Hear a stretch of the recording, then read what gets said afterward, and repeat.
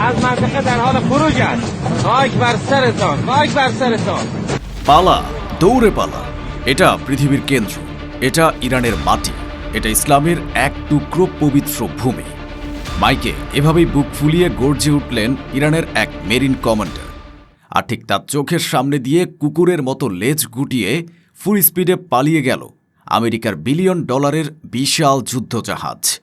Hormuz প্রণালীর বুকে আজ রচিত হল মার্কিন নৌবাহিনীর ইতিহাসের সবচেয়ে লজ্জাজনক এবং চরম অপমানের এক নতুন অধ্যায়। কোনো বিশাল রণতরী বা পারমাণবিক সাবমেরিন নয়, ইরানের রেভলিউশনারি গার্ড বা IRGCর ৮০ থেকে ১০০টি ছোট স্পিডবোটের ধাওয়া খেয়ে আন্তর্জাতিক সীমানা পেরিয়ে লিটারেলি বা আক্ষরিক অর্থে প্রাণ নিয়ে পালিয়েছে পেন্টাগনের অহংকারী ডিস্ট্রয়ার। বিশ্ববাসী আজ নিজেদের চোখে দেখল সারাদিন প্রযুক্তির বড়াই করা আমেরিকা আসলে কতটা কাপুরুষ এবং কতটা কাগুজে বাঘ। কিন্তু $বিলিয়ন বিলিয়ন রাডার আর অত্যাধুনিক মিসাইল ডিফেন্স সিস্টেমে সজ্জিত মার্কিন ডিস্ট্রয়ার কেন ইরানের মাত্র কয়েকটি ছোট স্পিডবোটকে কাছে আসতে দেখেই ভয়ে পিছু হটতে বাধ্য হল? ঠিক কী কারণে প্রেসিডেন্ট ডোনাল্ড ট্রাম্প বন্দর আব্বাসের কাছে ৩টি ইরানি তেলের ট্যাঙ্কারে চোরাগুপ্তা হামলা চালিয়ে ইরানকে একটি সর্বাত্মক যুদ্ধে জড়ানোর জন্য পাগলা কুকুরের মতো উস্কানি দিয়ে যাচ্ছেন? ট্রাম্পের এই পাগলামির পেছনে কি লুকিয়ে আছে অবৈধ রাষ্ট্র ইসরায়েলের কোনো গভীর ষড়যন্ত্র, যারা চাইছে মধ্যপ্রাচ্যে আগুন লাগিয়ে নিজেদের পতন ঠেকানোর শেষ চেষ্টা করতে? আর সবচেয়ে বড় প্রশ্ন, IRGCর এই স্পিডবোটগুলোর ভেতরে ঠিক এমন কোন মারণাস্ত্র লুকিয়েছিল যা দেখে মার্কিন ক্যাপ্টেনদের কলিজা শুকিয়ে গিয়েছিল এবং সে বিন্দুমাত্র প্রতিরোধ না করে তার জাহাজ ঘুরিয়ে পালাতে বাধ্য হয়েছিল? এ চরম অপমান আর ভূরাজনৈতিক দাবার চালের পুরো সত্য জানতে ভিডিওটিতে একটি লাইক দিয়ে শেষ পর্যন্ত আমাদের সাথেই থাকুন। হরমুজ প্রণালীতে ঘটে যাওয়া এই রোমহর্ষক ধাওয়া করা দৃশ্যটি যেন আধুনিক যুগের ডেভিড আর গলিয়াথের এক অবিশ্বাস্য লড়াই। পেন্টাগনের নির্দেশে আমেরিকার একটি বিশাল আর্লি বার্গ ক্লাস ডেস্ট্রয়ার দাদাগিরি দেখানোর জন্য হরমুজ প্রণালীর সংকীর্ণ এবং অত্যন্ত স্পর্শকাতর জলপথে প্রবেশ করেছিল। তাদের উদ্দেশ্য ছিল খুব পরিষ্কার, ইরানের নৌবাহিনীকে ভয় দেখানো, নিজেদের পেশিশক্তির মহড়া দেওয়া এবং বিশ্বকে বোঝানো যে হরমুজের নিয়ন্ত্রণ এখনও আমেরিকার হাতেই। কিন্তু মার্কিন ক্যাপ্টেন এবং পেন্টাগনের জেনারেলরা হয়তো ঘুণাক্ষরেও কল্পনা করতে পারেনি যে সাগরের বুকে তাদের জন্য কি ভয়ঙ্কর এক দুঃস্বপ্ন এবং অপমান অপেক্ষা করছে। মার্কিন ডেস্ট্রয়ারটি হরমুজে প্রবেশ করার কিছুক্ষণ পরই সাগরের বুক চিরে পঙ্গপালের মতো ধেয়ে আসতে শুরু করে ইরানের IRGC নেভির ৮০ থেকে ১০০টি কমব্যাট স্পিডবোট। এগুলো কোনো সাধারণ পেট্রোল বোট ছিল না। চার দিক থেকে একেবারে আষ্টে পৃষ্ঠে ঘিরে ফেলে বিশাল সে মার্কিন যুদ্ধ জাহাজটিকে। মার্কিন জাহাজে অত্যাধুনিক এজিস রাডার সিস্টেম যখন সিগন্যাল দেয় যে এই ছোট ছোট স্পিডবোটগুলো কোনো সাধারণ নৌযান নয়, বরং এগুলোর প্রতিটিতে লোড করা আছে ভয়ঙ্কর সব অ্যান্টিশিপ মিসাইল, রকেট লঞ্চার এবং পোর্টেবল এয়ার ডিফেন্স সিস্টেম, তখন মার্কিন ক্যাপ্টেনের মাথায় আক্ষরিক অর্থে বাজ পড়ে। আমেরিকান নাবিকরা খুব ভালো করে বুঝতে পেরেছিল যে যদি তারা দাদাগিরি দেখাতে গিয়ে একটা গুলিও ছোড়ার দুঃসাহস দেখায়, তবে এই ১০০টি বোট থেকে একযোগে ধেয়ে আসা মিসাইলের বৃষ্টি তাদের $বিলিয়ন জাহাজটিকে কয়েক মিনিটের মধ্যেই সাগরের তলদেশে পাঠাতে যথেষ্ট। তাদের কোনো রাডার বা অ্যান্টি মিসাইল সিস্টেমই এত কাছ থেকে ধেয়ে আসা এতগুলো মিসাইল একসাথে ঠেকাতে পারবে না। জীবন বাঁচানোর আর কোনো উপায় না দেখে মার্কিন রণতরী তার ইঞ্জিন ফুল থ্রটলে চালু করে এবং স্পিড বাড়িয়ে আন্তর্জাতিক সীমানার দিকে উল্টো পথে পালাতে শুরু করে। আর ঠিক সেই পলায়নের মুহূর্তেই IRGCর সেই অকুতভয় মেরিন কমান্ডার তার স্পিডবোট থেকে মাইকে হুঙ্কার দিয়ে ওঠেন, flee, go ahead and flee, পালা, দৌড়ে পালা। এটা পৃথিবীর কেন্দ্র এবং ইরানিদের ভূমি, এটা ইসলামের এক টুকরো ভূমি। এই একটি ডায়ালগে যেন আমেরিকার শত বছরের সামরিক দম্ভকে এক মুহূর্তেই ধুলোয় মিশিয়ে দিল। যে আমেরিকা হলিউড সিনেমায় নিজেদের অপরাজেয় হিসেবে দেখায়, বাস্তবে তারা যে কতটা ভীতু তাই এক ঘটনাতেই প্রমাণ হয়ে গেল।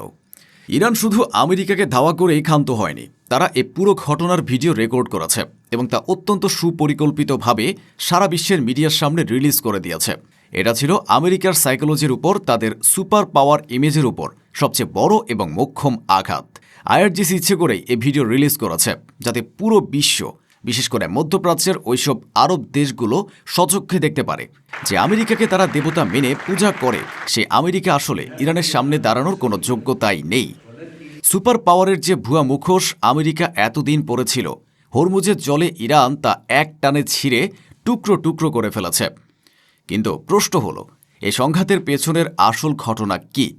কেন আমেরিকা হঠাৎ করে হরমুজের দাদাগিরি দেখাতে এসেছিল? এর উত্তর লুকিয়ে আছে এর ঠিক কয়েকদিন আগের একটি অত্যন্ত রহস্যময় এবং উস্কানিমূলক ঘটনায়। আন্তর্জাতিক মিডিয়া এবং স্যাটেলাইট ইমেজের রিপোর্ট অনুযায়ী ইরানের বন্দর আব্বাসের খুব কাছেই একেবারে আইআরজিসির নেভাল বেসের ঠিক নাকের ডগায় 3টি ইরানি অয়েল ট্যাঙ্কারে অত্যন্ত সুনিপুণভাবে চোরাগোপ্তা হামলা চালানো হয়। আর ভূরাজনৈতিক বিশ্লেষকরা বলছেন, এই হামলার পেছনে সরাসরি ইন্ধন ছিল প্রেসিডেন্ট ডোনাল্ড ট্রাম্প প্রশাসনের। বিশ্লেষকরা বলছেন, ট্রাম্প উদ্দেশ্যপ্রণোদিতভাবে এ হামলা চালিয়েছেন। তার মূল লক্ষ্য ছিল দুটি। প্রথমত, ইরানের ভাসমান তেলের স্টোরেজ ক্ষমতা ধ্বংস করা, যাতে তাদের অর্থনীতি পঙ্গু হয়ে যায়। দ্বিতীয়ত এবং সবচেয়ে ভয়ঙ্কর লক্ষ্যটি ছিল হরমুজ প্রণালীতে জোর করে মার্কিন নৌবাহিনীর উপস্থিতি চাপিয়ে দেওয়া।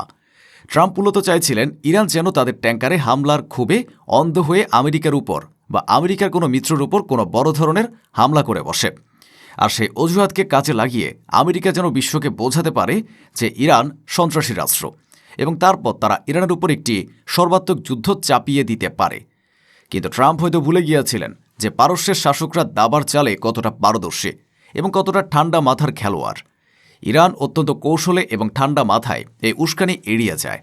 তারা ট্রাম্পের পাতা ফাঁদে পা দিয়ে কোনো বড় যুদ্ধ শুরু করেনি বা কোনো তেলের জাহাজে পাল্টা হামলাও করেনি। কিন্তু যখনই মার্কিন ডেস্ট্রয়ার হরমুজে প্রবেশ করে দাদাগিরি দেখাতে চেয়েছে, তখন তারা স্পিডবোট দিয়ে ধাওয়া করে আমেরিকাকে এমন এক অপমান করেছে যা কোনো বড় যুদ্ধের চেয়েও আমেরিকার ইমেজের জন্য বেশি ক্ষতিকর এবং লজ্জাজনক ছিল। ইরান প্রমাণ করেছে তারা আমেরিকার উস্কানিতে নাচবে না, বরং নিজেদের শর্তে নিজেদের মাঠে শত্রুকে বেইজ্জত করবে। আর এই পুরো নোংরা খেলার পেছনে মাস্টারমাইন্ড হিসেবে আড়ালে বসে কলকাঠি নাড়ছে সেই অবৈধ রাষ্ট্র ইসরায়েল। তেল আবিব থেকে নেতানিয়াহু সরকার ক্রমাগত ওয়াশিংটনকে উস্কানি দিয়ে যাচ্ছে যেন আমেরিকা অবিলম্বে ইরানের এনার্জি বা জ্বালানি কাঠামোর উপর সরাসরি সামরিক হামলা চালায়। ইসরায়েল খুব ভালো করে জানে যে তারা একা কোনোদিন ইরানের সাথে সামরিকভাবে পেরে উঠবে না। তাই তারা চাইছে ট্রাম্প যেন আমেরিকার সৈন্য, আমেরিকার সম্পদ এবং আমেরিকার অস্ত্র ব্যবহার করে ইসরায়েলের হয়ে মধ্যপ্রাচ্যের এই প্রক্সি যুদ্ধটা লড়ে নেয়। মজার ব্যাপার হলো, ইরান যদি এর পাল্টা জবাব হিসেবে ইসরায়েলের জ্বালানি খাতের উপর বা তাদের গ্যাস ফিল্ডের উপর হামলা করে, তাতেও ইসরায়েলের কোনো মাথা ব্যথা নেই। কেন জানেন? কারণ ইসরায়েল খুব ভালো করে জানে তাদের পেছনে আমেরিকার মতো এক বড় স্পন্সর বা ধনী গডফাদার দাঁড়িয়ে আছে। নিজেদের যা কিছু ক্ষতি হবে তার পুরো বিল তারা আমেরিকার পকেট থেকেই আদায় করে নেবে। ইসরায়েলের স্ট্র্যাটেজিও অত্যন্ত পরিষ্কার এবং জঘন্য। আগুন লাগাও মধ্যপ্রাচ্যে, ইরানের সাথে যুদ্ধ বাধাও, আর বিল মেটাও আমেরিকার সাধারণ জনগণের ট্যাক্সের টাকায়। কিন্তু ইসরায়েলের এ সমস্ত গভীর ষড়যন্ত্র আজ হরমুজের পানিতে ভেসে গেছে। তারা যে মার্কিন নৌবাহিনীর পেশিশক্তির উপর ভরসা করে ইরানের উপর হামলার স্বপ্ন দেখছিল, সে মার্কিন নৌবাহিনী যখন মাত্র কয়েকটা স্পিডবোটের তাড়া খেয়ে কুকুরের মতো পালায়, তখন তেল আবিবের ভূগর্ভস্থ বাংকারগুলোতে ঠিক কতটা আতঙ্ক ছড়িয়ে পড়ে তা সহজেই অনুমেয়। ইসরায়েল আজ হারে হারে বুঝতে পারছে আমেরিকার এই কাপুরুষ বাহিনী দিয়ে আর যাই হোক, অন্তত ইরানের মতো একটি আত্মমর্যাদাশীল, বুদ্ধিমান এবং সামরিকভাবে শক্তিশালী মুসলিম রাষ্ট্রের পতন ঘটানো কোনোভাবেই সম্ভব নয়। আজ হরমুজ প্রণালীর বাতাস সাক্ষী হয়ে রইল এক ঐতিহাসিক অপমানের, যে আমেরিকা একদিন পুরো বিশ্বকে নিজেদের আঙুলের ইশারায় নাচাত, যাদের নৌবাহিনীকে বিশ্বের অজেয় পরাশক্তি বলা হতো, আজ তারা ছোট ছোট স্পিডবোটের ভয়ে সাগর ছেড়ে পালাচ্ছে। ট্রাম্পের উস্কানি আর ইসরায়েলের ষড়যন্ত্র সব কিছুকে এক নিমিষেই ব্যর্থ করে দিয়ে ইরান আজ মাথা উঁচু করে দাঁড়িয়ে আছে। আমেরিকার দাদাগিরির যুগ যে শেষ হয়ে আসছে, হরমুজের এই দৃশ্য তারই সবচেয়ে বড় প্রমাণ। এখন প্রশ্ন আপনাদের কাছে, মার্কিন রণতরীর এই কুকুরের মতো পালানোর ভিডিও এবং আইআরজিসি কমান্ডারের সেই ঐতিহাসিক হুঙ্কার নিয়ে আপনারা কি ভাবছেন? ইসরায়েলের ইন্ধনে ট্রাম্পের এই পাগলামি কি শেষ পর্যন্ত আমেরিকার পতন ডেকে আনবে? কমেন্ট বক্সে আপনার বিজয় উল্লাস এবং মূল্যবান মতামত শেয়ার করুন, আর জানিয়ে দিন যে আমেরিকা সত্যিই আজ এক কাগুজে বাঘে পরিণত হয়েছে কিনা।